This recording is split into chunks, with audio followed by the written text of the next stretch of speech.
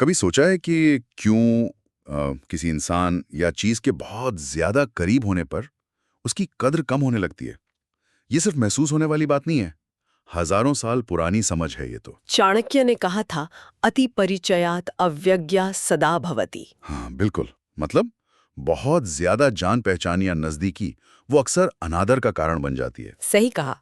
आज हम इसी सोच की क्या कहते हैं गहराई में उतरेंगे। ओके। और कमाल की बात यह है कि ये सिर्फ कोई पुरानी फिलॉसफी नहीं है, आज का मनोविज्ञान भी इसे मानता है। हाँ, बिल्कुल मानता है। कैसे ज्यादा जान पहचान या उपलब्धता हमारे कथित मूल्य को कम कर सकती है, और क्यों थोड़ी दूरी बनाए रखना ज्यादा असरदार हो सकता है। चलिए इसे समझते हैं जरा।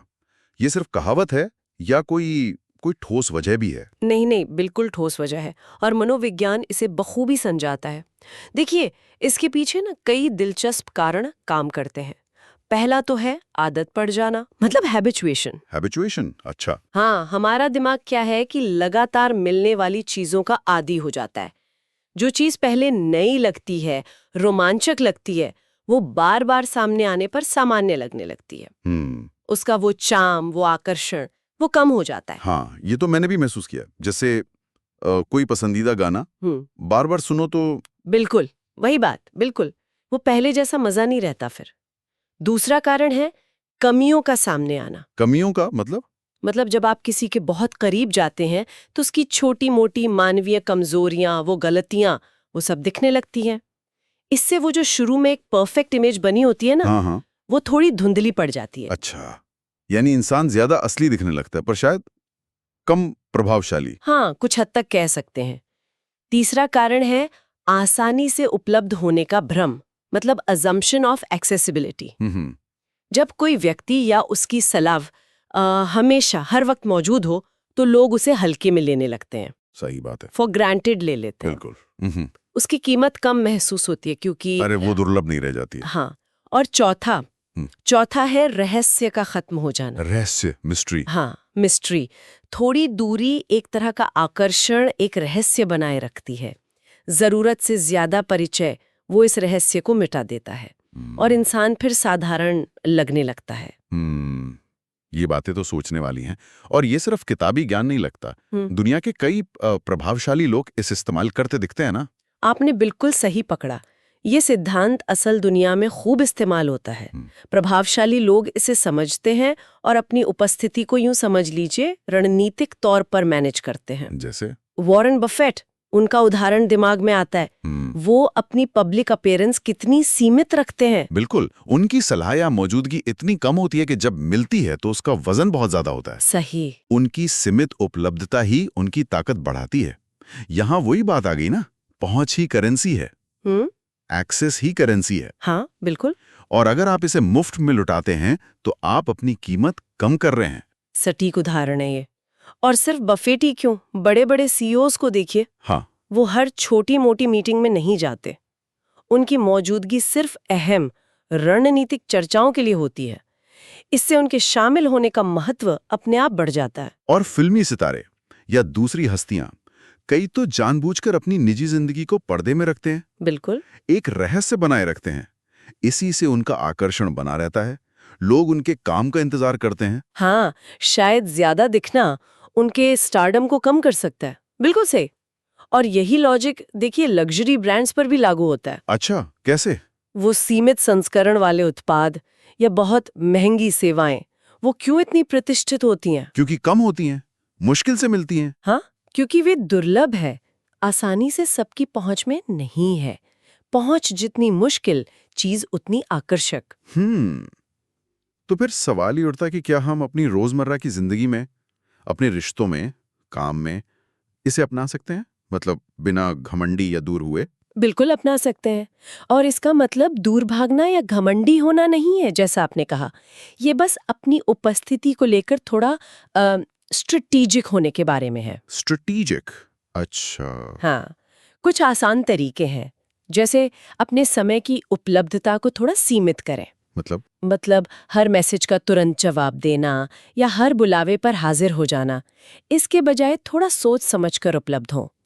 संचार के लिए शायद कोई निश्चित समय रखें। अच्छा, यानी अपनी मौजूदगी की क्वालिटी पर ध्यान देना क्वांटिटी पर नहीं। बिल्कुल यही पॉइंट है। हम्म, दूसरा, अपनी विशेषज्ञता या सलाह उसे सोच समझकर साझा करें। अपनी सारी जानकारी एक साथ या मुफ्त में देने के बजाय हम्म। अपनी गहरी समझ को अहमियत दें, उसे वैल्यूएबल बनाएं। सिर्फ जानकारी नहीं, बल्कि समाधान या कोई नई सोच पेश करें जिसे लोग सच में वैल्यू करें। सही। और तीसरा, थोड़ी निजी दूरी बनाए रखें। अपनी जिंदगी की हर छोटी बड़ी बात सबसे साझा करने की जरूरत नहीं है। थोड़ा रहस्य। हाँ, थोड़ा रहस्य आकर्षण बढ़ाता है। तो कुल मिलाकर निचोड़ यह है कि सम्मान पाने के लिए अपनी उपस्थिति को लेकर थोड़ा सचेत होना और रणनीतिक होना जरूरी है। ये मांगने से नहीं मिलता, इसे चतुराई से अर्जित करना पड़ता है। बिल्कुल। शायद वही बात, कम उपस्थिति ज्यादा प्रभाव। Less presence more power. हाँ, कह सकते हैं। सम्मान असल में एक तरह से डिजाइन किया जाता है, और यहीं से एक जरूरी सवाल उठता है। सोचिए जरा, क्या हमारे अपने जीवन में भी ऐसे रिश्ते या हालात हैं जहां थोड़ी रणनीतिक दूरी या कम उपलब्धता असल में हमारे प्रभाव और महत्व को बढ़ा सकती है? ये सोचने वाली बात है। शायद नजदीकी और सम्मान के बीच वो सही संतुलन ढूंढना ही वो कला है जिस पर हमेशा गौर करते रहना चाहिए। आज हम एक बहुत पुरानी लेकिन आज भी उतनी ही काम की बात पर चर्चा कर रहे हैं। वो समझदारी जो कहती है मूर्खों से बहस मत करो। हाँ, बिल्कुल।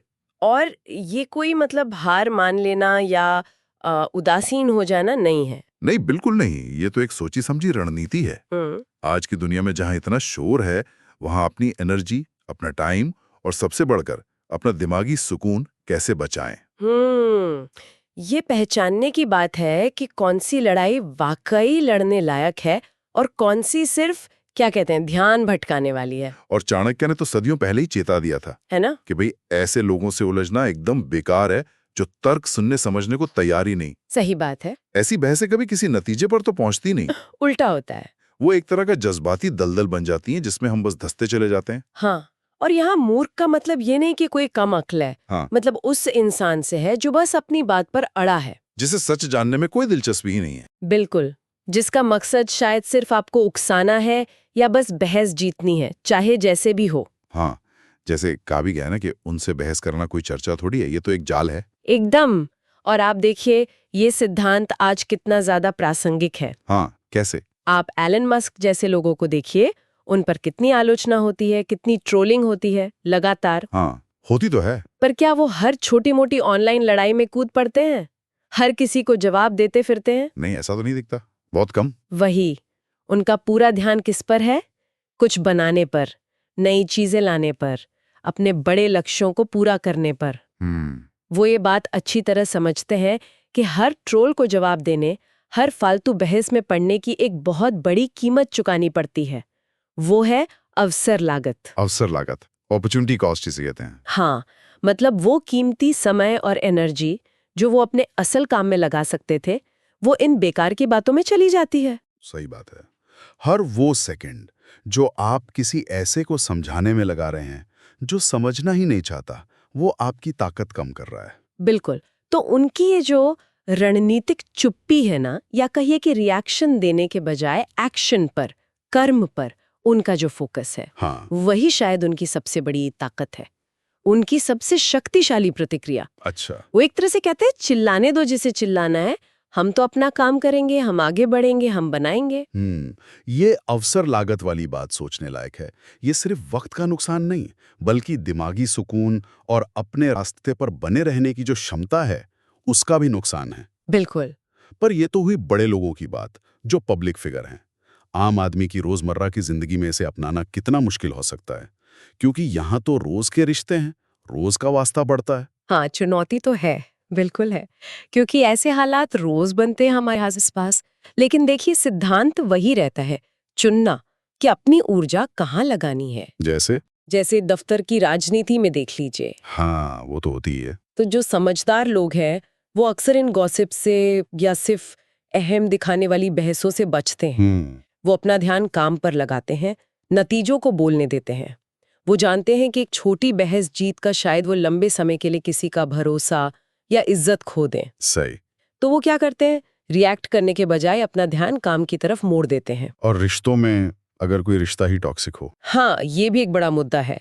कुछ लोग होते हैं जो लगातार नाटक, नेगेटिविटी या दूसरों को भावनात्मक रूप से निचोड़ कर ही चलते हैं। उफ, उनसे उलझना सिर्फ थकाता है, कोई हल नहीं निकलता। तो उनसे दूरी बनाना या जरूरत पड़े तो रिश्ता ही छोड़ देना, ये खुद को बचाने का तरीका है। बचाव करने के बजाय अलग हो जाना ज्यादा समझदारी है। डिटैचमेंट। हाँ, और ऑनलाइन ट्रोल्स, उनका तो क्या ही कहना। वो तो एक अलग ही दुनिया है। उनसे उलझना तो बिल्कुल वैसा है जैसे किसी ने कहा था, कीचड़ में सुअर से कुश्ती लड़ना। हाँ हाँ। आप गंदे ही होंगे, नतीजा कुछ नहीं। समझदार लोग क्या करते हैं? म्यूट, ब्लॉक, अनदेखा। हाँ, इग्नोर। बिल्कुल, अपने दिमाग को बचाते हैं। वो ट्रोल्स को वो अटेंशन नहीं देते जिसके वो भूखे होते हैं। तो यहाँ भी बचाव नहीं, बल्कि सोच समझकर पीछे हटना ही काम आता है। तो मतलब लड़ाई से पीछे हटना यहाँ कमजोरी की निशानी नहीं है, बिल्कुल नहीं। बल्कि ये एक तरह की ताकत है। ये सोचना कि जीत का मतलब हमेशा बहस में आखिरी बात कहना नहीं होता। हाँ, शायद असली जीत अपनी शांति बनाए रखने में है, अपनी एनर्जी सही जगह लगाने में है। ये तो पूरा नजरिया ही बदल देता है। जैसे कहा गया, आपकी खामोशी कमजोरी नहीं, आपका दबदबा है। एकदम सही कहा आपने। यहाँ जीत की परिभाषा ही बदल जाती है। ये पीछे हटना नहीं, बल्कि ये गहरी समझदारी है, अपनी भावनाओं को जानना है और एक रणनीतिक चुनाव है।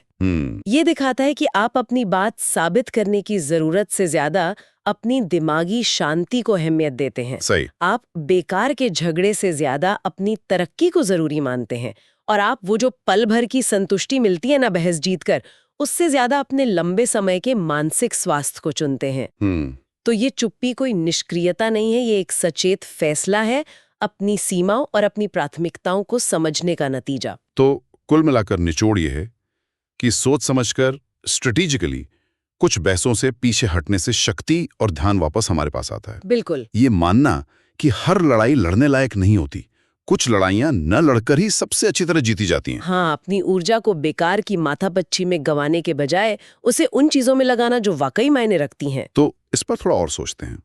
जब कोई इंसान खुद को इन छोटी मोटी बेकार की बहसों और तर्कों की जरूरत से ऊपर उठा लेता है, तो वो अपनी जिंदगी में किन बड़े मकसदों या गहरे रिश्तों के लिए जगह बना रहा होता। दोस्तों, एक बात कहनी थी।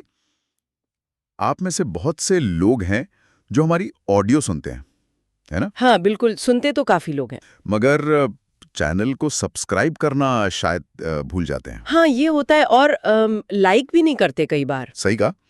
तो बस यही कहना था कि अगर आपको हमारा काम मतलब सच में पसंद आता है, हाँ, अगर वाकई में अच्छा लगता है, तो एक छोटा सा सपोर्ट जरूर दिखाइए। वो सब्सक्राइब बटन दबाइए। हाँ, वो लाल वाला बटन, और वीडियो को लाइक भी करिए। बिल्कुल, इससे हमें भी अच्छा लगता है। हाँ, बस इतनी सी बात थी। चलिए अब बिना कोई टाइम बर्बाद किए हाँ, बिल्कुल, टॉपिक पर चलते हैं। आज के जमाने में देखिए, हर तरफ से सलाहें आ रही हैं, नुक्ताचीनी हो रही है, सोशल मीडिया पर, ऑफिस में, घर पर, हर कोई कुछ ना कुछ कह रहा है। तो ऐसे में ये समझना बड़ा मुश्किल हो जाता है कि अभी कौन सी बात सुने, कौन सी नहीं, क्या काम का है, क्या सिर्फ शोर। सवाल यही है कि इस फीडबैक के ढेर में से काम की चीज कैसे निकालें और जो बेकार का शोर है उसे कैसे अलग करें। हजारों साल पहले चाणक्य जैसे विचारक ने भी इस पर सोचा था। उनकी बातों से एक नजरिया मिलता है जिसे हम कह सकते हैं कर्म लेंस, मतलब अपना ध्यान अपने काम पर रखो, अपने लक्ष्य पर। कर्म पहले, शोर को परे रखो। तो आज हम इसी पर थोड़ी गहराई से बात करेंगे। ये आलोचनाओं का जो जाल है, इससे कैसे निपटें, कैसे ये हमें उलझाने की जगह शायद आगे बढ़ने में मदद करे। बात सिर्फ सुनने की नहीं है, सही चीज सुनने की है और बाकी को जाने देने की। बिल्कुल। और चाणक्य की सोच का निचोड़ यही है, पहला कदम फिल्टर करना। पहले ये देखिए कि सलाह आ कहाँ से रही है, स्रोत क्या है और नियत क्या है।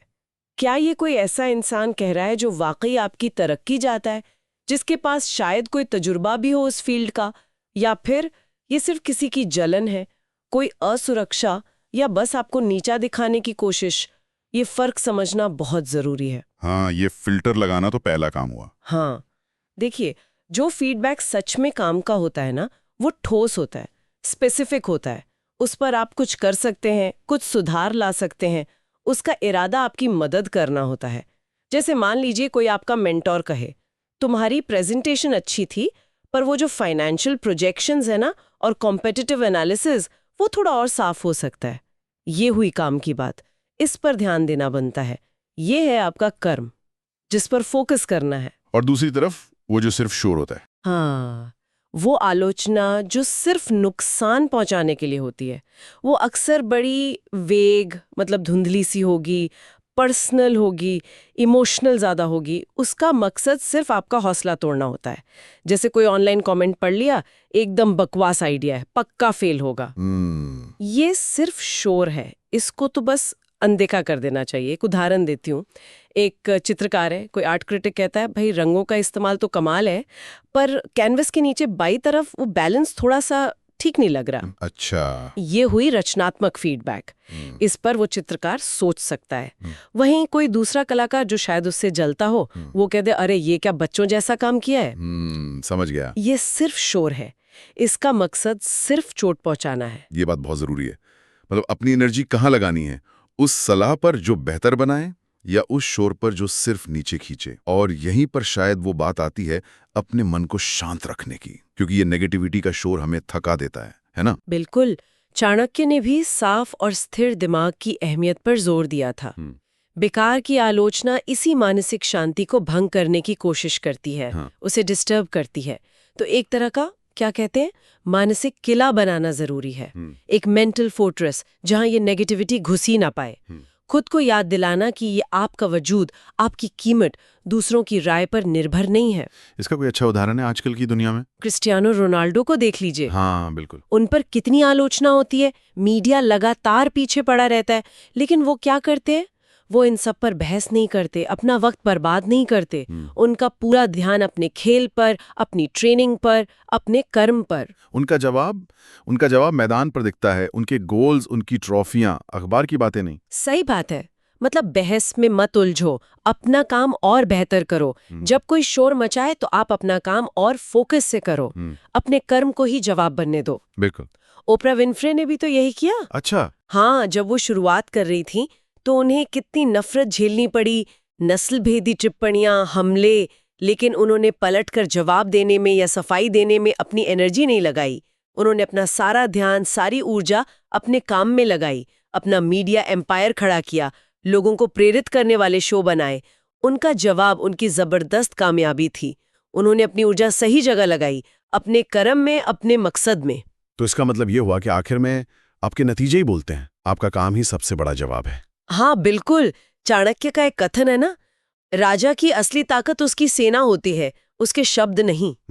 तो आपकी भी सबसे बड़ी ताकत आपके तर्क नहीं, आपकी उपलब्धियां हैं, आपका काम है।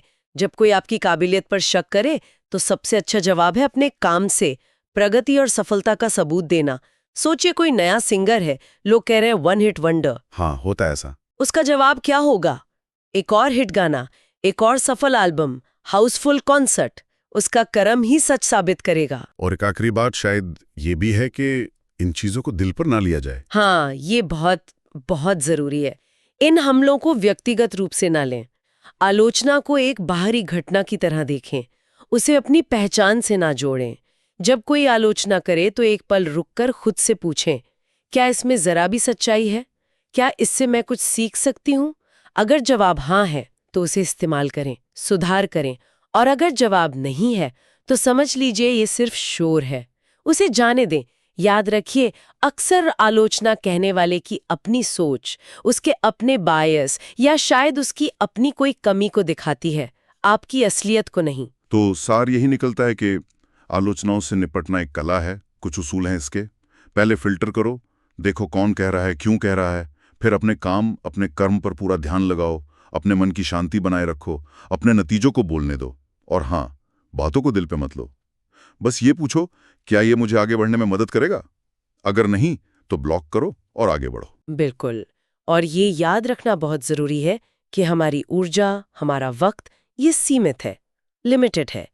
इसे अपने मकसद में लगाना, अपने काम में लगाना, यही समझदारी है। बेकार की नेगेटिविटी और बहस में नहीं। लगातार एक मकसद के साथ जो काम किया जाता है ना, वही आखिर में अच्छे नतीजे लाता है। यही है सकारात्मक कर्म का रास्ता। और जाते जाते बस एक सवाल सोचने के लिए छोड़ जाते हैं सबके लिए। अगली बार जब कोई राय या आलोचना आपके सामने आए तो क्या आप उसे आगे बढ़ने की सीढ़ी बनाएंगे या अपने रास्ते की दीवार? ये चुनाव आपका है।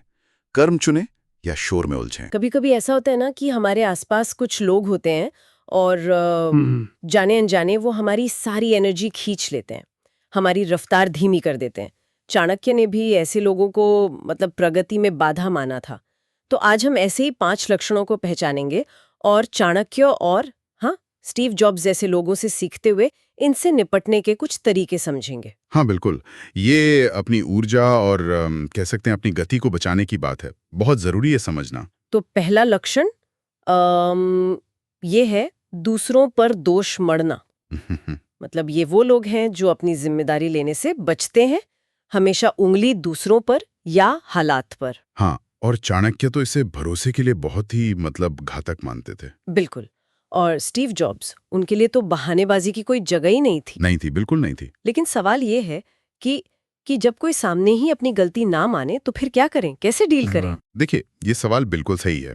ऐसे में ना तथ्यों पर टिके रहना जरूरी है और जो पहले से तय जिम्मेदारियां हैं उन पर जब कोई दोष मढ़े तो बातचीत को कौन सही कौन गलत वाली बहस में नहीं ले जाना है। अच्छा। बल्कि सीधे समाधान खोजने पर फोकस करना है, प्रॉब्लम सॉल्विंग पर। और हाँ, एक और बात, उनकी नकारात्मकता को पर्सनली ना लें। अपनी एनर्जी बचानी है जो ज्यादा जरूरी कामों के लिए चाहिए। बातचीत को आगे बढ़ाना है, अटकना नहीं। हाँ, ये बात सही है। समाधान पर फोकस रखना, नहीं तो बहस कहीं की कहीं चली जाती है। अच्छा, तो अब दूसरा लक्षण है टालमटोल, मतलब प्रोक्रास्टिनेशन। जरूरी कामों को लगातार आगे धकेलते रहना। हाँ, ये तो बहुत आम है। और चाणक्य ने तो कहा ही था, देरी विनाश का निश्चित मार्ग है। बिल्कुल। और स्टीव जॉब्स का सोचिए, उनके लिए तो हर दिन की देरी मतलब कंपटीशन को आगे निकलने का मौका देना था। हाँ, ये सिर्फ आलस नहीं है, ये तो गति का दुश्मन है एक तरह से। एकदम सही कहा। इससे निपटने के लिए देखिए, पहली बात तो ये कि एकदम स्पष्ट टाइमलाइन तय करें और बड़े कामों को छोटे मैनेजेबल हिस्सों में बांट दें। इससे काम आसान लगता है। ठीक है। नतीजों पर ध्यान केंद्रित करें, न कि सिर्फ डांट फटकार पर। और सबसे अहम बात जो अक्सर लोग भूल जाते हैं, उनके टाले हुए काम खुद करके उन्हें बढ़ावा न दें। हाँ, ये बहुत होता है, हम खुद ही कर लेते हैं। बिल्कुल, ये उनकी जिम्मेदारी है। अपनी ऊर्जा अपनी प्राथमिकताओं के लिए बचानी चाहिए, उनके अधूरे कामों के लिए नहीं। ये बहुत जरूरी बात कही आपने, किसी और की टालमटोल का बोझ खुद न उठाना। अब आते हैं ईर्ष्या पर, एनवी। जब कोई दूसरों की सफलता से जलता है, कड़वाहट रखता है मन में। चाणक्य मानते थे कि ये टीम या समूह की एकता के लिए जहर की तरह है। सही बात है। और स्टीव जॉब्स, उनका तो पूरा फोकस इनोवेशन पर था, नया क्या बनाया इस पर। हाँ, वो इस पर ध्यान नहीं देते थे कि दूसरा क्या कर रहा है। देखिए, इस भावना से निपटना थोड़ा ट्रिकी हो सकता है। एक तरीका यह है कि अपने वर्क प्लेस में या ग्रुप में एक निष्पक्ष प्रशंसा का कल्चर बनाएं। अच्छा। जब कोई ईर्ष्या वाली टिप्पणी करे तो उसे ज्यादा भाव न दें, न्यूट्रल रहें और बातचीत को वापस काम पर ले आएं, मुद्दे पर। सबसे जरूरी यह है कि आप उनकी नेगेटिविटी को अपनी अचीवमेंट्स पर हावी न होने दें। अपनी सफलता को कम आंकने की जरूरत नहीं है किसी की ईर्ष्या की वजह से। सही कहा। अपनी मेहनत की कद्र करना बहुत जरूरी है। चलिए अब उस चीज पर आते हैं जो शायद हम सब ने कभी ना कभी देखी होगी, गपशप की लत। हाँ, गॉसिप। दूसरों के बारे में बिना पुष्टि के अक्सर नेगेटिव बातें फैलाना। हाँ, और चाणक्य इसे खतरनाक मानते थे क्योंकि ये गलतफहमी फैलाता है, नेगेटिविटी फैलाता है, माहौल बिगाड़ता है। बिल्कुल। और जॉब्स के लिए ये तो बस समय और ऊर्जा की बर्बादी थी, एक भटकाव। इससे बचने का सबसे अच्छा तरीका है प्रोफेशनल बाउंड्रीज बनाए रखना। गपशप का हिस्सा बिल्कुल ना बने, मतलब बिल्कुल नहीं। लेकिन अगर कोई शुरू करे तो? अगर कोई ऐसी बातचीत शुरू करता भी है तो विनम्रता से टॉपिक बदल दें, काम से जुड़ी बातों पर ले आएं, साफ मना कर देना या विषय बदल देना, यही सबसे कारगर है। अपनी मेंटल एनर्जी को इस तरह की नेगेटिविटी से बचाना बहुत बहुत जरूरी है। और आखिरी लक्षण जिस पर हम बात करेंगे वो है आराम तलबी, कंफर्ट सीकिंग। मतलब हमेशा आसान रास्ता चुनना, चुनौतियों से बचना, बदलाव से बचना, कुछ भी नया करने से बचना। हाँ, बस वही करना जो सेफ लगे, जाना पहचाना लगे। बिल्कुल। चाणक्य के अनुसार ये ठहराव की निशानी है और ठहराव अंत में पतन की ओर ले जाता है। और जॉब्स का तो मंत्र ही था कि स्टेटस को से मतलब यथास्थिति से असहज रहो, हमेशा कुछ नया खोजो, स्टे हंग्री, स्टे फूलिश। हाँ, उनका वो मशहूर कोट। बिल्कुल। तो जो लोग बदलाव से बचते हैं, उनके साथ काम करते हुए पहले तो बदलाव की जरूरत क्यों है ये स्पष्ट रूप से समझाएं, सीखने के लिए रिसोर्स भी दें। ठीक है। लेकिन अगर कोई जानबूझकर मतलब विकास का विरोध कर रहा है, रेजिस्ट कर रहा है, तो उसे बदलने में अपनी सारी ऊर्जा मत लगाइए। अपना फोकस उन लोगों पर रखें जो आगे बढ़ने और सीखने के लिए तैयार हैं। हर किसी को साथ लेकर चलना हमेशा मुमकिन नहीं होता, खासकर तब जब कोई खुद ही रुकना चाहता हो। तो कुल मिलाकर बात ये निकलती है कि इन 5 लक्षणों को पहचानना किसी पर उंगली उठाने के लिए नहीं है, बल्कि अपनी कीमती ऊर्जा और अपनी रफ्तार को बचाने के लिए है। हाँ बिल्कुल, जैसे चाणक्य या जॉब्स जैसे लोग अपनी ऊर्जा को सही जगह लगाने पर जोर देते थे। सही। तो हर नेगेटिव बर्ताव के लिए मन में एक स्पष्ट बचने की रणनीति या इग्नोर एक्शन तैयार रखें। हाँ, जैसा आपने कहा। जैसे कोई गपशप करे तो वहां से हट जाएं। हाँ कोई बहाने बनाए तो बातचीत वहीं खत्म कर दें। बिल्कुल। अपना माहौल, वो हमारी तरक्की के लिए ईंधन जैसा है, उसे सुरक्षित रखना बहुत जरूरी है। और अंत में सोचने लिए एक बात छोड़ जाते हैं। ये सोचने लायक है कि हम जिस माहौल में रहते हैं वो हमारी ऊर्जा और हमारी सोच को कितना ज्यादा प्रभावित करता है। ये गहरा सवाल है। और क्या हम एक्टिवली अपने माहौल को ऐसा बना सकते हैं जो हमें आगे बढ़ने में मदद करे, ना कि हमें पीछे खींचे? ये सवाल अपने आप में एक दिशा दे सकता है मेरे ख्याल। कमाल सोचा है। आपके पास एक कमाल का आइडिया है, एक पूरी योजना, उसे करने का जोश भी। पर क्या होता है जब आप उसे वक्त से पहले बता देते हैं? क्या ये महंगा पड़ सकता है? आज इसी पर बात करते हैं। एक कहानी है सिलिकॉन स्पायर शहर की। अन्य नाम की एक आप कह सकते हैं प्रतिभाशाली उद्यमी थी। उसकी कंपनी एक बहुत ही क्रांतिकारी एआई असिस्टेंट पर काम कर रही थी। नाम था इको। और ये इको मतलब सिर्फ सवालों के जवाब नहीं देता था, नहीं, ये आपकी आदतें सीखता, आपकी जरूरतें समझता, यहां तक कि आपकी आवाज में ईमेल तक लिख सकता था। सोचिए, ये अन्या का बड़ा सपना था। फिर एक शाम आई, एक टेक इवेंट था। वहां अन्या की मुलाकात हुई लियाम से। लियाम ने बस इतना कहा कि वो एक तकनीक प्रेमी है और उसने अन्या के काम में काफी गहरी दिलचस्पी दिखाई। अब अन्या तो जोश में आ गए। उसने इको की सारी खास बातें बता दी, उसके वो स्पेशल एल्गोरिदम, उसका वो अनोखा भावनात्मक बुद्धिमत्ता मॉड्यूल, मतलब एआई जो इंसानी जज्बातों को समझ सके, यहां तक कि अपना पूरा फ्यूचर रोड मैप भी बता दिया। और लियाम वो बड़े ध्यान से सुनकर रहा, गहरे सवाल पूछता रहा, जैसे वाकई उसे बहुत फिक्र हो। हाँ, और यहीं से कहानी ने एक मोड़ लिया, बहुत बड़ा मोड़। मुश्किल से 3 महीने गुजरे होंगे और एक दूसरी कंपनी, नाम था एपेक्स इनोवेशंस, उसने अपना एआई असिस्टेंट लॉन्च किया, ऑरेकल। और पता है क्या, ये ऑरेकल खतरनाक हद तक एको जैसा था। वही भविष्य बताने वाली क्षमताएं, वही पर्सनल बातचीत वाला अंदाज, और मार्केटिंग में तो उन्होंने एक सहानुभूति इंजन का भी जिक्र किया, बिल्कुल अन्या के आइडिया जैसा। ओह, तो इसका मतलब? कड़वा सच तब सामने आया, ये लियाम कोई आम तकनीक प्रेमी नहीं था, वो असल में एपेक्स इनोवेशंस में एक सीनियर प्रोडक्ट मैनेजर था। और हाँ, ऑरेकल के लॉन्च के पीछे उसी का हाथ था। बाप रे, मतलब अन्या का सपना, उसकी पूरी मेहनत, उसकी आंखों के सामने कोई और ले उड़ा? बिल्कुल, सिर्फ इसलिए कि उसने सही वक्त से पहले गलत इंसान को अपना राज बता दिया था। लेकिन ऐसा क्यों होता है? मतलब अन्या ने ऐसा क्यों किया होगा? क्या ये सिर्फ एक्साइटमेंट थी या कुछ और? देखिए, उत्साह तो एक हिस्सा है ही, पर इसके पीछे ना कुछ मनोवैज्ञानिक कारण भी होते हैं। पहला तो है सत्यापन की जरूरत। खासकर जो नए उद्यमी होते हैं वो अक्सर बाहर से तारीफ चाहते हैं, एक वैलिडेशन। लियाम की दिलचस्पी ने शायद अन्या को, वो कहते हैं ना, सही महसूस कराया होगा। वैलिडेशन, हाँ, ये बात तो है। दूसरा कारण हो सकता है समय से पहले जश्न मना लेना। कई बार क्या होता है, हम सिर्फ प्लान बताकर ही ऐसा महसूस करने लगते हैं कि जैसे काम हो गया, और फिर जो असली काम करने का मोटिवेशन है वो थोड़ा कम हो जाता है। अच्छा, और तीसरा प्रतिस्पर्धा को कम आंकना। अन्या ने लियाम के असली इरादों को पहचाना नहीं, और शायद एपेक्स कितनी तेजी से काम कर सकती है इसका अंदाजा भी नहीं लगाया। और सबसे बड़ी बात, उसने अपना रणनीतिक फायदा खो दिया। वो सरप्राइज वाला एलिमेंट वो चला गया। एपेक्स ने उसकी सारी जानकारी इस्तेमाल की और शायद उससे भी तेज, उससे बेहतर प्रोडक्ट बना दिया। उसकी अपनी जानकारी उसके खिलाफ इस्तेमाल हुई। आज के टेक वर्ल्ड की बात नहीं लगती। मुझे याद आ रहा है, हजारों साल पहले चाणक्य। बिल्कुल, आप सही कह रहे हैं, आचार्य चाणक्य। हाँ, उन्होंने भी तो गोपनीयता, मतलब सीक्रेसी पर बहुत जोर दिया था। क्या उनके सिद्धांत यहाँ फिट बैठते हैं? बिल्कुल फिट बैठते हैं। चाणक्य की रणनीतियां आज भी उतनी ही प्रासंगिक हैं, उतनी ही रेलेवेंट। उन्होंने साफ साफ कहा था, अपने राज और अपनी भविष्य की योजनाएं कभी किसी को मत बताओ।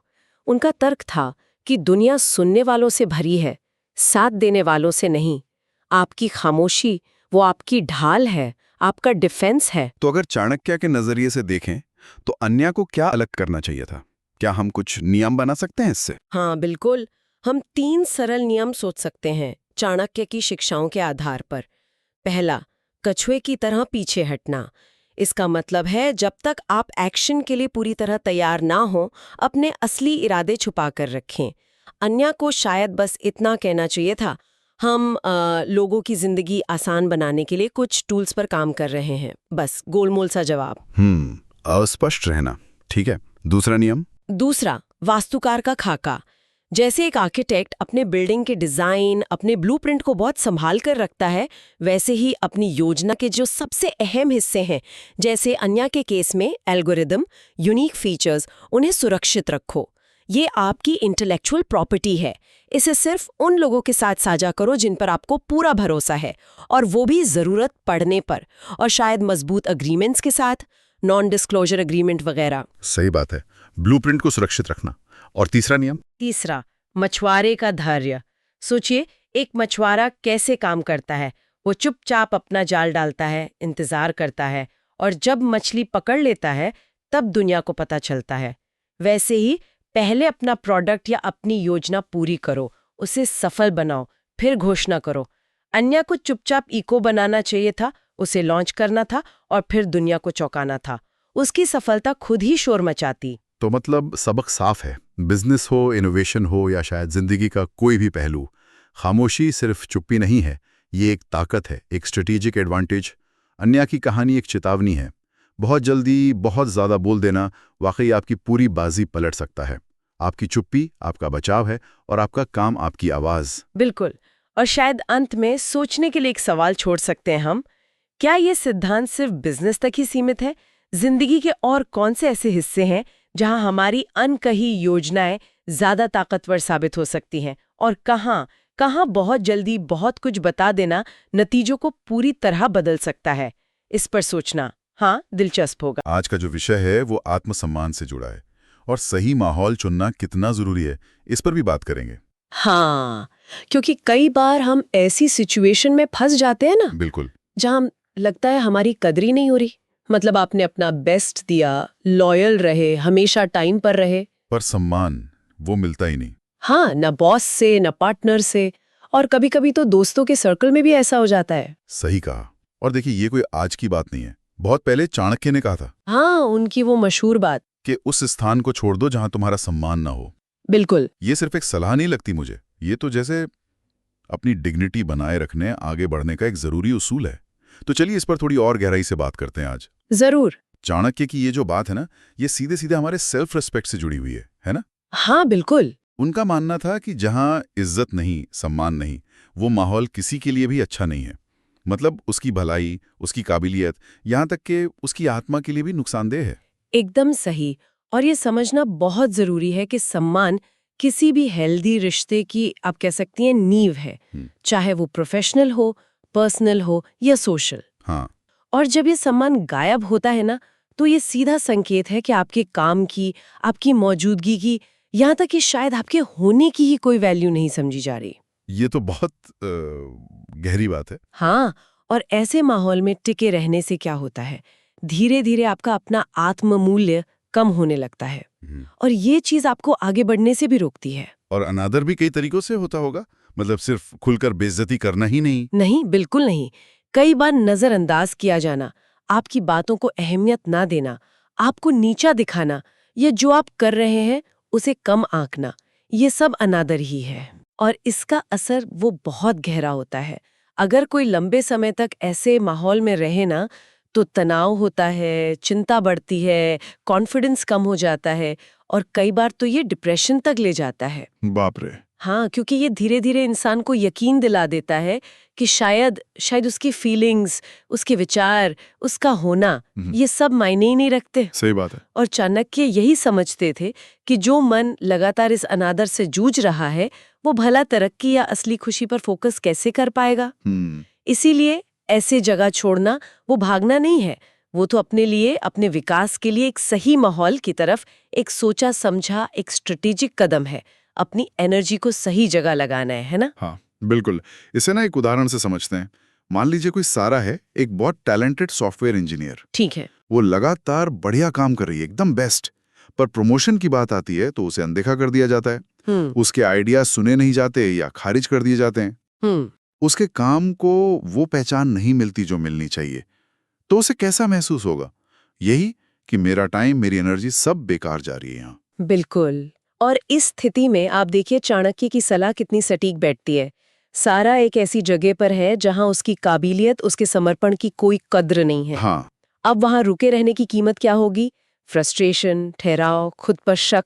सही है। तो छोड़कर जाना वो असल में खुद को बचाने जैसा है। हाँ, अपनी प्रोफेशनल पहचान को दोबारा पाने जैसा है। हाँ, ये एक अलग नजरिया है देखने का। और इससे होता क्या है?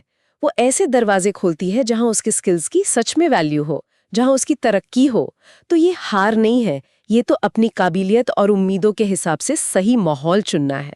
एक स्मार्ट मूव है। ये सुनने में तो ठीक लगता है, पर असल में ऐसा कदम उठाना, इसमें हिम्मत तो लगती है। हाँ, वो तो है। शायद इसीलिए कोबी ब्रायंट का उदाहरण इतना पावरफुल लगता है ना?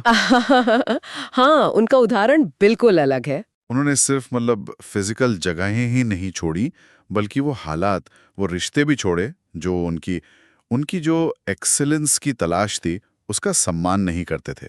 आपने बहुत अच्छा पॉइंट उठाया। कोबी की जो माम्बा मेंटालिटी थी ना, हाँ, हाँ, वो सिर्फ बास्केटबॉल कोर्ट तक ही नहीं थी। उन्होंने उन एजेंट्स, उन ट्रेनर्स, यहाँ तक कि उन दोस्तों से भी दूरी बना ली जो उनके समर्पण के लेवल से मैच नहीं करते थे या उनके रास्ते में आ रहे थे। अच्छा। हाँ, उन्होंने लोगों से ये नहीं कहा कि देखो मैं कितना महान हूँ, नहीं। उन्होंने कोर्ट पर दिखाया और जो भी चीजें ध्यान भटका रही थी उन्हें चुपचाप हटा दिया। वाह। ये दिखाता है कि वो अपने सफर, अपनी एम्बिशन का कितना गहरा सम्मान करते थे।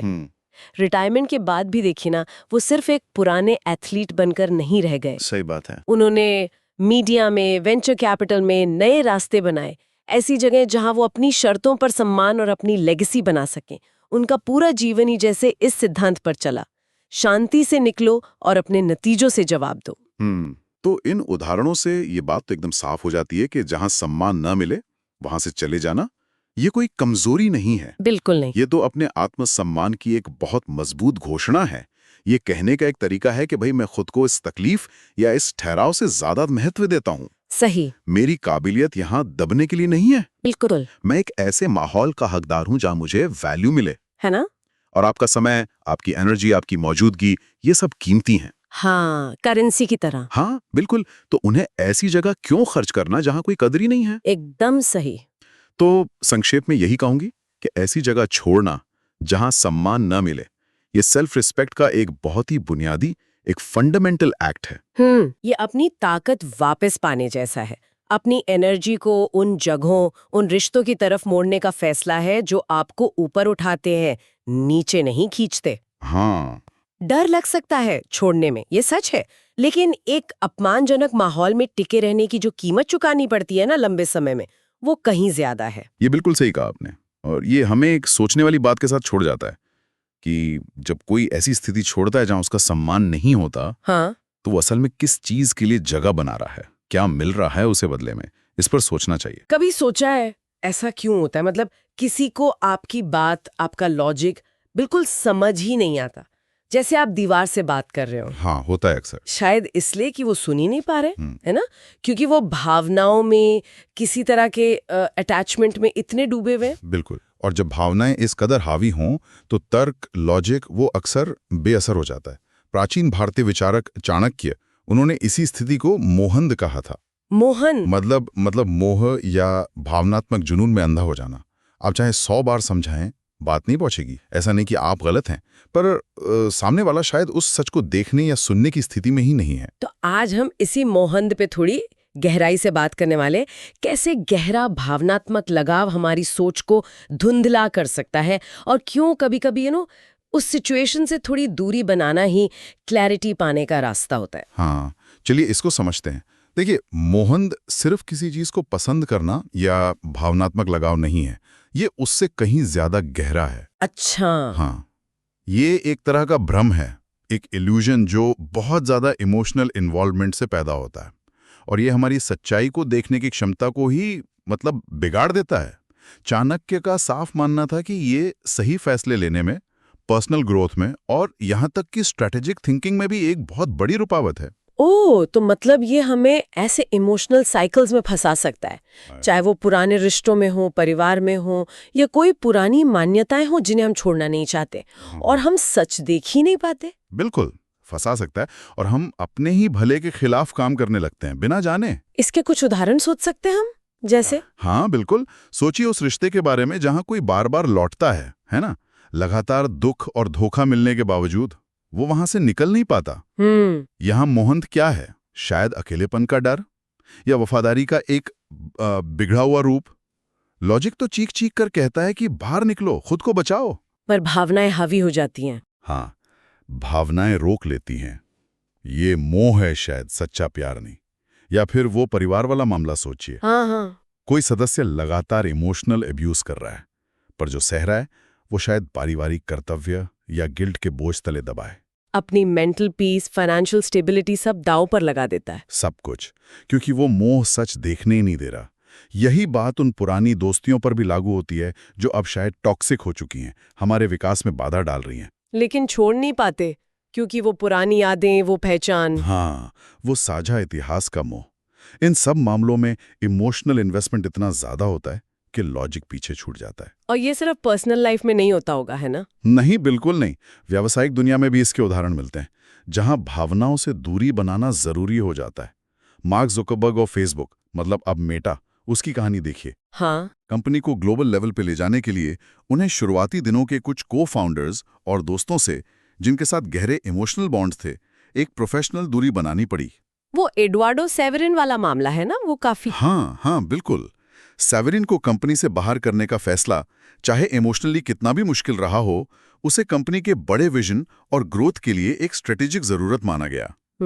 ये दिखाता है कि लीडरशिप में कभी-कभी पर्सनल फीलिंग्स को प्रोफेशनल जरूरतों से अलग करना पड़ता है, ताकि क्लैरिटी बनी रहे और बड़े लक्ष्य के लिए तर्कसंगत फैसले लिए जा सकें। वो इमोशनल अटैचमेंट वहां कंपनी के फ्यूचर के आड़े आ सकता था। तो सिद्धांत बहुत सरल है, दूरी स्पष्टता लाती है। जैसे किसी किताब को आंखों के बिल्कुल पास रखकर पढ़ने की कोशिश करें तो अक्षर धुंधले हो जाते हैं। बिल्कुल। वैसे ही जब हम किसी स्थिति में इमोशनली बहुत ज्यादा उलझे होते हैं तो हमारा नजरिया भी धुंधला जाता है।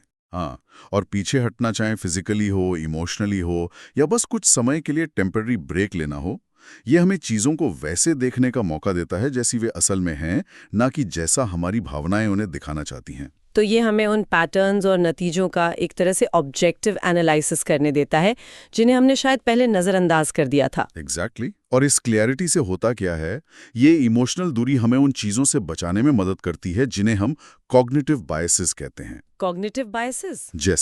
जैसे सिर्फ वही जानकारी देखना जो हमारी मौजूदा भावनाओं या विश्वासों की पुष्टि करती हो, कॉन्फर्मेशन बायस। या फिर किसी चीज में पहले किए गए इन्वेस्टमेंट, जैसे समय, भावनाएं, पैसा के कारण गलत रास्ते पर ही चलते रहना, जिसे संक कॉस्ट फैलेसी कहते हैं। अच्छा, जैसे वो हानिकारक रिश्तों वाले उदाहरण में था। हाँ बिल्कुल। जब हम थोड़ा हटकर देखते हैं तो हम दूसरे समाधान सोच पाते हैं, नुकसानदेह पैटर्न पहचान पाते हैं और स्थिति की असलियत समझ पाते हैं। तो ये क्लैरिटी हमें ताकत देती है ऐसे फैसले लेने की जो लॉजिक पर बेस्ड हो, हमारे अपने हित में हो, हमारी लॉन्ग टर्म भलाई को ध्यान में रखें, ना कि डर या गिल्ट या छोटी उम्मीदों पर। बिल्कुल सही कहा। और हाँ, ये दूरी बनाना, ये पीछे हटना शुरू में शायद अनकंफर्टेबल लगे या शायद स्वार्थी भी लगे किसी को। हाँ, लग सकता है। लेकिन ये उस मोहंत के भ्रम को काटने और एक हेल्दी रास्ते पर आगे बढ़ने के लिए जरूरी है। ये उदासीनता नहीं है, बल्कि सेल्फ प्रिजर्वेशन और क्लैरिटी पाने का एक स्ट्रेटेजिक कदम है। जैसा कहा ना, कभी-कभी चुप्पी ही सबसे बड़ी दया होती है और दूरी ही दवा बन जाती है। हाँ। तो सार ये है कि जब चाणक्य का बताया मोहन हावी हो, जब भावनाएं इतनी तेज हों कि तर्क सुनाई ही न दे, तो बहस करना या लगातार समझाने की कोशिश करते रहना शायद काम ना करें। हाँ, शायद वो एनर्जी वेस्ट करना ही हो। ऐसे में पीछे हटना हार नहीं है, बल्कि वो क्लैरिटी की ओर पहला कदम हो सकता है। कभी कभी आपको ये साबित करने के लिए लड़ने की जरूरत नहीं कि क्या सही है, बस दूर चले जाना ही काफी होता है। बिल्कुल। और इस पे जरूर सोचिएगा, क्या जीवन में कोई ऐसी स्थिति या रिश्ता है जहां थोड़ा पीछे हटने से, थोड़ी दूरी बनाने से, चाहे वो कितना भी मुश्किल क्यों ना लगे, चीजों को ज्यादा साफ तौर पर देखने में मदद मिल सकती है? क्या कोई ऐसा इमोशनल अटैचमेंट है जो इस वक्त आपकी स्पष्ट दृष्टि में बाधा बन रहा है? आज हम एक ऐसे आइडिया पे बात कर रहे हैं जो शायद सुनने में थोड़ा उल्टा लगे, कि असली ताकत बोलने में नहीं बल्कि चुप रहने में हो सकती है। हाँ, मतलब ये ख्याल कि कोई चिल्लाता रहे, बहस करता रहे और आप बस शांत रहें और फिर भी जीत आपकी हो। ये सुनने में अजीब है, पर इसमें गहराई है। बिल्कुल। अक्सर तो हमें लगता है कि अपनी बात रखनी चाहिए, आवाज उठानी चाहिए, तो फिर ये कैसे कि खामोशी एक हथियार बन जाती है, जी। शायद सबसे तेज हथियार। ये कोई नई बात नहीं है देखा जाए तो। चाणक्य जैसे पुराने विचारक भी यही मानते थे कि अपनी योजनाएं, अपने डर, यहाँ तक कि अपनी खुशी भी जाहिर करना, वो दुश्मन को अपनी हार का नक्शा देने जैसा है। अच्छा। मतलब हर शब्द एक धारा है जिसे दूसरे पकड़ सकते हैं। हाँ बिल्कुल। दुनिया में लोग उन धागों से अपना जाल बुन सकते हैं, खामोशी वो धागा देने से ही इनकार कर देती है। एक तरह से आप उन्हें कोई हथियार ही नहीं देते अपने खिलाफ इस्तेमाल करने के लिए। इसका एक मॉडर्न उदाहरण भी सुनने में आता है कीनू रीव्स का, कि कैसे वो टॉक शो में सवालों के बीच में भी एकदम शांत रहते हैं, बहुत कम बोलते हैं। हाँ, मैंने भी नोटिस किया है। उनकी उस चुप्पी में एक वजन सा महसूस होता है ना? होस्ट भी थोड़ा अनकंफर्टेबल हो जाता है कभी कभी। बिल्कुल। और यही खामोशी की पहली ताकत है, रहस्य या कह लें मिस्टीक। जब आप चुप रहते हैं तो लोग अंदाजा लगाना शुरू कर देते हैं। अंदाजा? किस तरह का अंदाजा? क्या आप सोच क्या रहे हैं? क्या आप बोर हो रहे हैं या मजा ले रहे हैं या कोई गहरी चाल चल रहे हैं? उन्हें पता नहीं चलता। और ये अनिश्चितता उन्हें थोड़ा सतर्क कर देती है। वो समझ नहीं पाते कि अगला कदम क्या होगा। ओके, तो ये अनिश्चितता एक तरह का कंट्रोल देती है। हाँ, कंट्रोल, खामोशी की दूसरी शक्ति। लेकिन ये कंट्रोल असलियत में कैसे काम करता है? मान लीजिए किसी कॉर्पोरेट मीटिंग में आपकी आलोचना हो रही है या कोई मोल भाव चल रहा है, वहां चुप रहना कमजोरी नहीं लगेगी? नहीं, बिल्कुल नहीं। बल्कि अक्सर इसका उल्टा होता है। सोचिए, कोई आपको भड़काने की कोशिश कर रहा है और आप एकदम शांत हैं, कोई रिएक्शन नहीं दे रहे, तो अक्सर भड़कने वाला खुद ही असहज हो जाता है। उसे लगता है शायद उसकी बात में दम नहीं या आप पर असर नहीं हो रहा। वो अपनी बात को और समझाने लगता है, जस्टिफाई करने लगता है, कभी कभी ज्यादा बोलकर अपनी ही पोजीशन कमजोर कर लेता है। अच्छा, मतलब आपकी शांति उनकी आक्रामकता की हवा निकाल देती है। एग्जैक्टली। आप भावनाओं के तूफान में शांत खड़े सब देख रहे होते हैं, जबकि वो बोलने में अपनी एनर्जी और शायद अपनी स्ट्रैटेजी भी जाहिर कर देते हैं। आपकी चुप्पी उनकी आग को ऑक्सीजन नहीं देती। ये तो हुआ दूसरों पर असर, रहस्य और नियंत्रण। पर शायद इसका सबसे बड़ा फायदा खुद पर होता है। आजकल इतना शोर है चारों तरफ, फोन, नोटिफिकेशंस, खबरें, ध्यान भटाना बहुत आसान है। बहुत सही पॉइंट है ये। खामोशी सिर्फ बाहरी हथियार नहीं है, ये अंदरूनी कवच भी है। ये सारे शोर से, इन विकर्षणों से दरवाजा बंद करने जैसा है। उस शांति में आप असल में अपनी विचारों को सुन पाते हैं, उन्हें सुलझा पाते हैं, अपनी विल पावर, अपनी इच्छा शक्ति को मजबूत कर पाते हैं। आपकी अपनी जो अंदर की आवाज है ना, जो अक्सर बाहर के शोर में दब जाती है, वो साफ सुनाई देने लगती है। ये आवाज का ना होना नहीं है, ये ध्यान का पूरी तरह से होना है।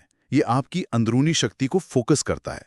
तो निचोड़ ये है कि दूसरों को शोर करने दें, चिल्लाने दें, बहस करने दें, आप चुपचाप अपनी ताकत बढ़ाएं, अपनी तैयारी करें। बिल्कुल। और जब एक्शन लेने का वक्त आए तो आपका कदम इतना सदा हुआ और अप्रत्याशित हो कि किसी को अंदाजा ही ना हो, क्योंकि आप शब्दों की फिजूल लड़ाई में नहीं उलझे थे। आप तो चुपचाप असली जंग जीत रहे थे। हाँ, वो कहते हैं ना, शब्द सस्ते होते हैं, खामोशी सबूत है। एकदम। और इस सारी बातचीत से मेरे मन में एक सवाल आ रहा है। अगर खामोशी इतनी पावरफुल है दूसरों के सामने भी और खुद के लिए भी, तो आज इस भागती दौड़ती शोर मचाती दुनिया में अगर हम सिर्फ एक बार जानबूझकर तुरंत रिएक्ट करने के बजाय रोकें, बस चुप रहकर देखें, सुने, तो क्या होगा? उस चुप्पी में शायद कुछ ऐसा मिले जिसकी हमें उम्मीद भी ना हो। सोचने वाली बात है।